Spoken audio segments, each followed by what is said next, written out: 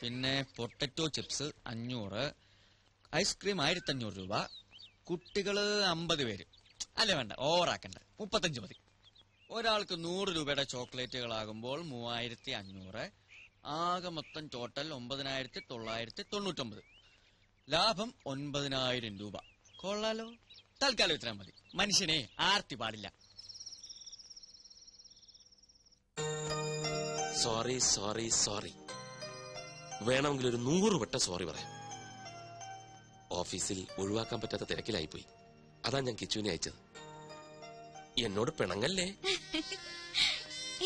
എനിക്ക് പിണക്കൊന്നുമില്ല. മനുവിന്റെ തിരക്ക് എനിക്കും അറിയാവുന്നതല്ലേ. സമയം കളയാൻ കിച്ചുവിന്റെ കമ്പനി നല്ലതാ. So funny. എന്താ? അല്ല, ഇവിടെ പറഞ്ഞതാ. അപ്പോ നാളെ എപ്പോഴാ കാണുക? എപ്പോ വേണേലും കാണാലോ. ഞാൻ ഫ്രീ ആണ്. സമയം ഫിക്സ് ചെയ്തോളൂ. നാളത്തെ മീറ്റിംഗിൽ ഞാൻ തന്നെ വരും, തീർച്ചയായും. കിച്ചുവിനെ അയക്കില്ല. ഓക്കെ. അയ്യോ, ഫോൺ വെക്കല്ലേ, ഞാൻ ഉറങ്ങാൻ പോവാ. അതിനു മുൻപ് ടെൽ മീ സംതിങ് സ്വീറ്റ്. ഇപ്പോഴോ? എന്റെ അടുത്ത് നീ എപ്പോഴും ഉണ്ടായിരുന്നെങ്കിൽ എന്ന് ഞാൻ ആശിച്ചു പോകുകയാണ്. I love you. നിനക്കെന്താ വട്ടുപിടിച്ചോ? വട്ടുപിടിച്ചത് എനിക്കല്ല, മനുവേട്ടനാ. ഈ പറഞ്ഞതാ ഫോണിൽ കൂടെ അപ്പുറത്ത് കേട്ട് കാണില്ലേ? കേക്കട്ടെ. പാതിരാത്രിയില്ല ഇവനൊക്കെ വിളിക്കാൻ കണ്ട നേരം. ആ മനുവേട്ട, ഒരു കാര്യം കേൾക്കണോ? ഇന്നിവിടെ അച്ഛനും ബാലുവേട്ടനും തമ്മിൽ പൊരിഞ്ഞ ഡിസ്കഷൻ ആയിരുന്നു. എന്ത് ഡിസ്കഷൻ? മനുവേട്ടന്റെ പോക്ക് ശരിയല്ലെന്നും ഒരു കടിഞ്ഞാണിടണമെന്നും ബാലുവേട്ടൻ. അച്ഛനല്ലേ ആള്. നീ എന്താ കേട്ടെന്ന് പറ. അങ്ങനെ കടിഞ്ഞാണിടണമെന്ന് തോന്നിയ ആ നിമിഷം ചേട്ടനെ കമ്പനിന്ന് പുറത്താക്കുമെന്നും എന്നെ ആ സിംഗപ്പൂർ കൊന്തനെ കൊണ്ട് കെട്ടിക്കൊന്നും അച്ഛൻ. മനുവേട്ടൻ എന്തിനാ ചിരിക്കുന്നത്? നിന്നെ വേറെ കെട്ടിക്കാനോ? അത് ഓർക്കുമ്പോഴാ ചിരി. കമ്പനി പോണെങ്കി പോട്ടെ, പക്ഷെ നിന്നെ ഞാൻ വിട്ടുകൊടുക്കില്ല. ലൈറ്റ് അണക്കട്ടാ. എന്താ? ഒരു കുഞ്ഞു പർച്ചേസ്. ഞാൻ ഇപ്പൊ വരാം. Just 5 minutes. അതൊക്കെ പിന്നെ പോരെ. ഞാൻ ഇപ്പൊ വരാന്നേ.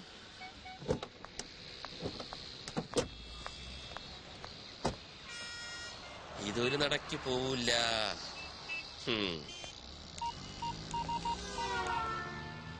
ആ വർമാജി, ഞാൻ ഇത്തിരി ലേറ്റ് ആവും. ആ വെൽക്കം ഗ്രൂപ്പിന്റെ മീറ്റിംഗ് വർമാജി അറ്റൻഡ് ചെയ്താൽ മതി. ആ അവള് കൊണ്ട് കൂടെ. ലേക്ക് സൈഡ് റിസോർട്ടിൽ ഒരു സ്യൂട്ട് റൂം ബുക്ക് ചെയ്തിട്ടുണ്ട്. Okay okay, thank you very much. ഒന്നും ഫൈനലൈസ് ചെയ്തിട്ടില്ല. അയ്യോ, ഇവിടെ പറഞ്ഞ വർമാജി, ഞാൻ പിന്നെ വിളിക്കാം. മനുവേട്ടാ, മനുവേട്ടൻ എന്താ ഇവിടെ? ഞാനൊരു ഷോപ്പിങ്ങിന് വന്നു. എന്ത് ഷോപ്പിംഗ്? എനിക്കല്ല, കിച്ചുവിന്. എന്നിട്ട് കിച്ചു എവിടെ?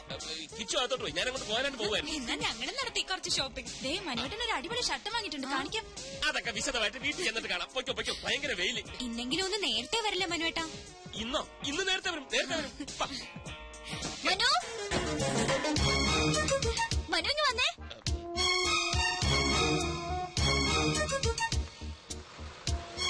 ഇതുണ്ടോ? നോക്കിയാ ഞാൻ എന്താ വാങ്ങിയെന്ന്? ഇഷ്ടായോ? റിങ് കൊള്ളാല്ലേ? പൊയ്ക്കോ. ഇതാരാ മനുവേട്ടാ? മനസ്സിലായില്ലേ? ഇതകല. ഇന്നച്ചാരാ?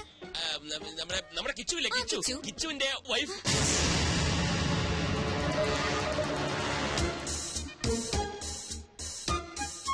കിച്ചു എപ്പോഴാ കല്യാണം കഴിച്ചത്? ഇതേ ചോദ്യം ഞാനും ചോദിച്ചു. കള്ളൻ ആരോടും പറഞ്ഞില്ല. ഇന്നാ ഞാനും അറിയുന്നത്. കിച്ചു അവിടെ ഷോപ്പിംഗ് കഴിഞ്ഞില്ലേ? ഒരാളെ ഇങ്ങോട്ട് പരിചയപ്പെടുത്തുമ്പോ തിരിച്ചും പരിചയപ്പെടുത്തണ്ടേ? ഈ മനുവേട്ടന്റെ ഒരു കാര്യം. ഇത് രഞ്ജു, ഇത് അഖില. അല്ല ഇത് മതി, ഞാൻ പറഞ്ഞോളാം. അഖില, ഞാൻ രഞ്ജു, മനുവേട്ടന്റെ ഭാര്യ.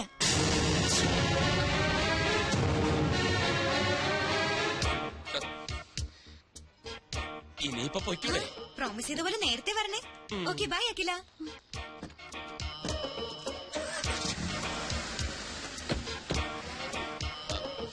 അഖില, കള്ളനാ നിങ്ങൾ.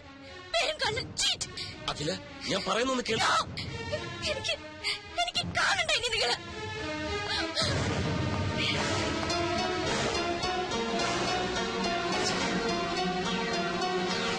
സർ പ്ലീസ്, എന്നെ നിർബന്ധിക്കരുത്.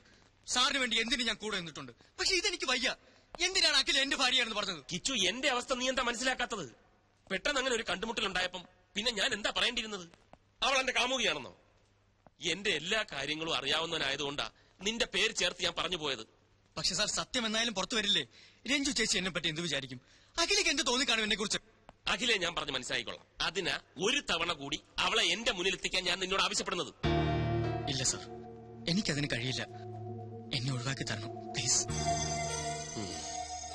എനിക്ക് മനസ്സിലായി, നിനക്ക് ബുദ്ധിമുട്ടാണല്ലേ. സ്വന്തം അനുജന്റെ സ്ഥാനത്താ നിന്നെ ഞാൻ കണ്ടത്.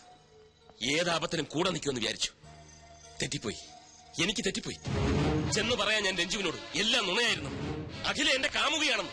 അതോടെ എല്ലാം അവസാനിക്കും. ഈ സ്ഥാപനവും സ്ഥാനമാനങ്ങളും എല്ലാം തകർന്നടിയട്ടെ. ഞാനൊരു തെണ്ടിയെ പോലെ ഈ റോഡിലൂടെ അലയട്ടെ. എല്ലാം തുരയട്ടെ. എന്നാ പിന്നെ എന്തിനാ നിന്റെ സ്വപ്ന സൗധം മാത്രം ബാക്കി? അതും പറയാം സാർ. അതൊന്നും കാട്ടരുത്. മാറ്റി എന്റെ ജീവിതം തുലച്ചിട്ട് ഇവിടെ അങ്ങനെ ആരുടെ സ്വപ്നങ്ങൾ പൂവണിയുണ്ട്.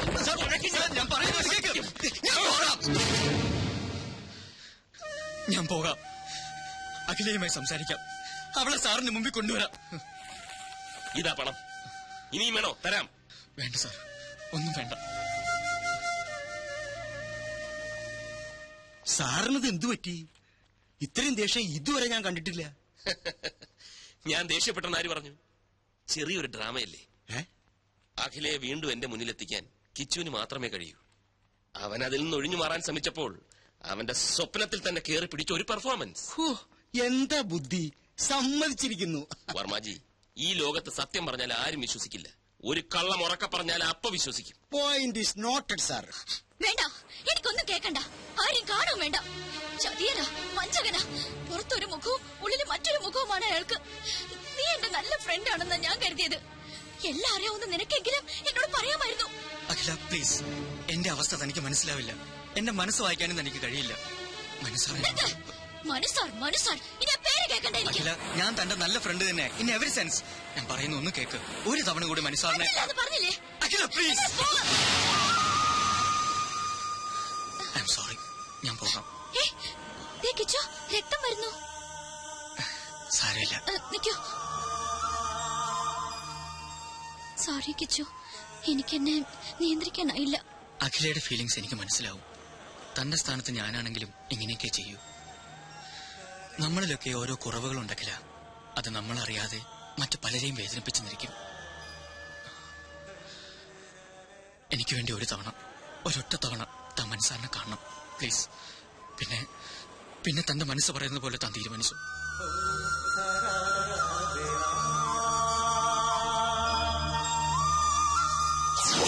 ഇനി എന്താ പറയാനുള്ളത്? ഒരു നുണ മറയ്ക്കാൻ മറ്റൊരു നുണ, അല്ലാതെന്താ? അഖിലയോട് ഞാൻ ഒരു നുണയും പറഞ്ഞിട്ടില്ല. ഇല്ലായിരിക്കാം, പക്ഷേ പറയേണ്ട ഒരു സത്യം മാത്രം പറഞ്ഞില്ല. നിങ്ങൾ വിവാഹിതനാണെന്ന സത്യം. ഇല്ല, പറഞ്ഞില്ല. എന്തുകൊണ്ട്? അത് സത്യമല്ലാത്തതുകൊണ്ട്. രഞ്ജു എന്റെ അമ്മാവന്റെ മകളാണ്. സ്നേഹിച്ച പുരുഷൻ വിവാഹത്തലേന്ന് കാലുമാറിയപ്പോ മറ്റേതൊരു പെൺകുട്ടിയെയും പോലെ മാനസികമായി അവളും തകർന്നുപോയി. 3 ദിവസം ബോധം നശിച്ച് ആശുപത്രിയിൽ കിടന്ന അവൾ ബോധം വന്നപ്പോൾ ആദ്യം മുന്നിൽ കണ്ടത് എന്നെയാണ്. സത്യത്തിൽ എന്റെ ദുരവസ്ഥ അവിടെ തുടങ്ങിയായിരുന്നു. അവളുടെ വിവാഹം കഴിഞ്ഞെന്നും അവളെ സ്നേഹിച്ച ചെറുപ്പക്കാരൻ ഞാനാണെന്നുമുള്ള വിചിത്രമായ വിചാരം എങ്ങനെയോ മനസ്സിൽ കടന്നുകൂടി.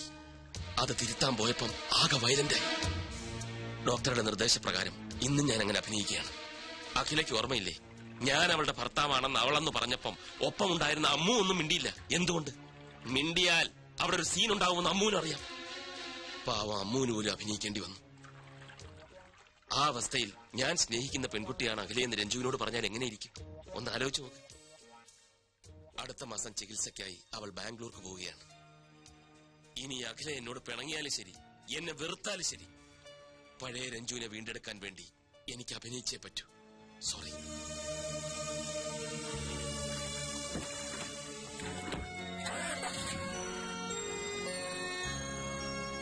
അഖില, നീ ടെൻഷൻ അടിക്കാതെ. നെല്ലും പതിരും ഞാൻ ഇപ്പൊ തിരിച്ചു തരാം. ആള് ബാംഗ്ലൂട്ട് പോയിട്ട് 10 മിനിറ്റ് കഴിഞ്ഞു. വരുന്നുണ്ട്. മൂട്. ഹായ്, അമ്മു അല്ലേ? അതെ, ഞാൻ ഡോക്ടർ ജയലക്ഷ്മിയുടെ കസിൻ ജോൾസിന.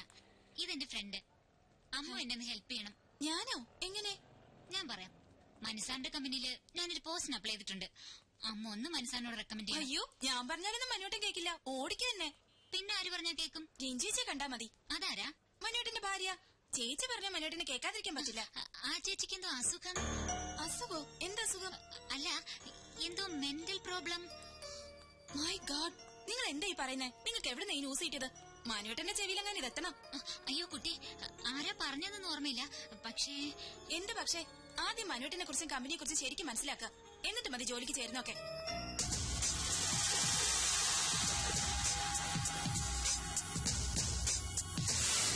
എന്ത് മണ്ടത്തരമാക്കി നീ പറയുന്നേ? ഈ ഒരു നിസ്സാര കാര്യത്തിന് ജോലി വേണ്ടെന്ന് വെക്കി. നിസ്സാര കാര്യോ? പക്ക ഫ്രോഡായ അയാളുടെ കമ്പനിയില് ഞാൻ ഇനി എങ്ങനെ ജോലി ചെയ്യും? ചെല്ലാൻ പോവാ ഞാൻ അങ്ങോട്ട്. എന്നിട്ട് അയാളുടെ മുഖത്ത് നോക്കി 4 വർത്താനം പറയണം. ഇതാ ഇപ്പൊ നന്നായി. അയാൾ ഒരു പക്ക ഫ്രോഡാണെങ്കിൽ നീ ഒരു പക്ക ഫൂളാണെന്നേ ഞാൻ പറയൂ. ഐമാറ്റ് കമ്പനിയിലെ മോഡലാകണമെന്ന് നീ കുറെ കൊതിച്ചതല്ലേ? ഇപ്പൊ അത് കിട്ടുകയും ചെയ്തു. പറയുന്ന പണവും തരുന്നുണ്ട്. എന്നിട്ട് അതൊക്കെ വേണ്ടാന്ന് വെക്കുന്ന നീ ഒരു ഫൂളല്ലേ? ഞാൻ പിന്നെ എന്താ വേണ്ടത്? അയാൾ ഇങ്ങോട്ട് കളിച്ചതുപോലെ നീ അങ്ങോട്ടും കളിക്കണം. അയാൾ പറഞ്ഞ കള്ളക്കഥ വിശ്വസിച്ചതായിട്ട് നീ അഭിനയിക്കണം. എന്നിട്ട് അയാളായിട്ട് വട്ടം ചുറ്റിക്കണം. ഇനി ഒരു പെണ്ണിനോടും ഈ മാതിരി കാട്ടാതിരിക്കാൻ ഒരു ഷോക്ക് ട്രീറ്റ്മെന്റ്.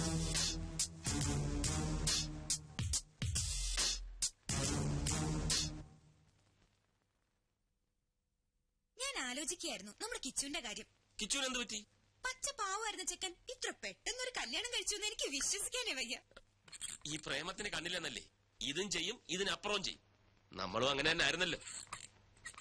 നിന്റെ അച്ഛന്റെ കണ്ണ് വെട്ടിച്ച് 1 കൊല്ലമല്ലേ പ്രേമിച്ച് നടന്നത്? അതിന് ഇയാള് പച്ച പാവൊന്നും ആയിരുന്നില്ലല്ലോ. പാവമാണോ പിഴയാണോ എന്ന് ഇങ്ങനെയൊക്കെയല്ലേ അറിയുന്നത്. അവന്റെ കണ്ണിന്റെ പുറത്തൊരു കറുത്ത പാറ വീണ് കിടക്കുന്ന കണ്ടില്ലേ? ലവിന്റെയാ. ഏതായാലും നമ്മുടെ കമ്പനിയിലെ ഒരു സ്റ്റാഫല്ലേ, നമുക്കൊരു വിവാഹ സമ്മാനം കൊടുക്കണം. അതെ അതെ, ഞാനും അത് ആലോചിച്ചു. നാളെ തന്നെ ഒരു ഗിഫ്റ്റ് വാങ്ങിച്ചു കൊടുക്കും. അയ്യോ അതുപോരാ, ഒരു സർപ്രൈസ് ആവട്ടെ. നമ്മൾ തന്നെ അത് നേരിട്ട് അവരുടെ വീട്ടിൽ കൊണ്ടുപോയി കൊടുക്കണം. അവരുടെ വീട്ടിലാ? അതെ, അതിനെന്താ? ഒന്നുമില്ല, പക്ഷെ നമ്മളെ ശമ്പളം വാങ്ങുന്ന നമ്മുടെ സ്റ്റാഫിന്റെ വീട്ടിൽ നമ്മൾ പോകുന്നത് അത് വേണോ? വേണം. ഈ മനുവേട്ടിന്റെ ഒരു കോംപ്ലക്സ്. മനുവേട്ടൻ വരുന്നില്ലെങ്കിൽ വരണ്ട, ഞാൻ പൊയ്ക്കോളാം. വേണ്ട വേണ്ട, നമുക്ക് ഒരുമിച്ച് പോകാം. അതാ എല്ലാവർക്കും നല്ലത്. സാർ, ഇത് വെറുതെ കുഴപ്പത്തിനാണ്. ഒരിക്കലൊരു നുണ പറഞ്ഞു, രഞ്ജി ചേച്ചി അത് വിശ്വസിക്കുകയും ചെയ്തു. ഇനിയെങ്കിലും ഇതൊന്ന് നിർത്തിക്കൂടെ? നിർത്താമായിരുന്നു, പക്ഷെ അവൾ വിശ്വസിച്ചു പോയില്ലേ. ഇനി പൊളിഞ്ഞാലാണ് കൂടുതൽ കുഴപ്പം. കറക്റ്റ്. ഈ കിച്ചുൻ എന്താ പറഞ്ഞാ മനസ്സിലാവാത്തത്? കണ്ടോ കണ്ടോ, അഖിലയ്ക്ക് കോമൺ സെൻസ് ഉണ്ട്. പിടിച്ചു നിൽക്കാൻ ഞാൻ ഒരു നുണ പറഞ്ഞു പോയി. അതിൽ നിന്ന് രക്ഷപ്പെടാൻ ഞാൻ എന്തോ ചെയ്യണം? തൂങ്ങിച്ചാവണോ? Yes sir. ഞങ്ങളിപ്പോ എന്താ ചെയ്യേണ്ടത് സാറ് പറ. ഒരൊറ്റ മണിക്കൂർ നേരത്തെ കാര്യം. നാളെ രാത്രി ഞങ്ങൾ രണ്ടുപേരും നിന്റെ വീട്ടിൽ ഡിന്നറിന് വരുന്നു. മടങ്ങി പോകുന്നത് വരെ ഞങ്ങളുടെ മുമ്പിൽ ഭാര്യ ഭർത്താക്കന്മാരെ നിങ്ങൾ അഭിനയിക്കുന്നു. അത്രേ ഉള്ളൂ. സിമ്പിൾ അല്ലേ? അതിലും സിമ്പിളായി വേറൊന്നുണ്ട്. എന്താ? ഞങ്ങൾ ഹണിമൂണിന് പോയെന്ന് പറഞ്ഞ പോലെ. That's nice. അതൊന്നും വേണ്ട. അയ്യേ, ഞാൻ പറയുന്ന പോലെ അങ്ങോട്ട് കേട്ടാ മതി. പക്ഷെ വേറെ പ്രശ്നമുണ്ട് സാറേ. ഒരു പ്രശ്നമില്ല. കിച്ചുൻ എന്താ എത്ര ഭയം? ഞാൻ റെഡിയാ. അതല്ല പ്രശ്നം. എന്റെ വീട് കണ്ട ഒരു വിവാഹിതന്റെ വീടാണെന്ന് പറയേയില്ല. അതെന്താ നിന്റെ വീട്ടിന് മുമ്പിൽ എഴുതി വെച്ചിട്ടുണ്ടോ ഞാൻ വിവാഹിതനല്ലേ എന്ന്? അങ്ങനെ എഴുതി വെക്കേണ്ട ആവശ്യമില്ലല്ലോ സാർ. ഒരു ഡൈനിങ് ടേബിൾ ഇല്ല, ഒരു അലമാരി ഇല്ല, ഒരു സോഫ സെറ്റ് ഇല്ല, ഒരു വാഷിംഗ് മെഷീൻ ഇല്ല, പിന്നെ ഒരു പിന്നെ ടി വി ഇല്ല, ഫ്രിഡ്ജ് ഇല്ല, കിച്ചൺ വെസൽസ് ഇല്ല. അയ്യോ, പിന്നെ മെയിൻ ഐറ്റം ഒരു ഡബിൾ കോട്ട് ബെഡ്. നിങ്ങൾക്ക് കടന്ന് ഇങ്ങനെ. ഓ, എന്നാ പിന്നെ ഒരു കൊച്ചിനെ അവിടെ വേണ്ടിയില്ല. എന്താന്ന് വെച്ചാ വാങ്ങി. ഞാൻ ഡബിൾ കോട്ട് വേണ്ട. അയ്യോ, രഞ്ജു ചേച്ചി ചോദിച്ചാൽ ഞാനെന്ത് പറയും? ഡബിൾ കോട്ട് റിപ്പയറിന് കൊടുത്തിരിക്കാന്ന് പറഞ്ഞാൽ മതി. ചെല്ലി. ഒരു ഡബിൾ കോട്ട് എന്തെല്ലാം പുലിവാലാ ദൈവമേ.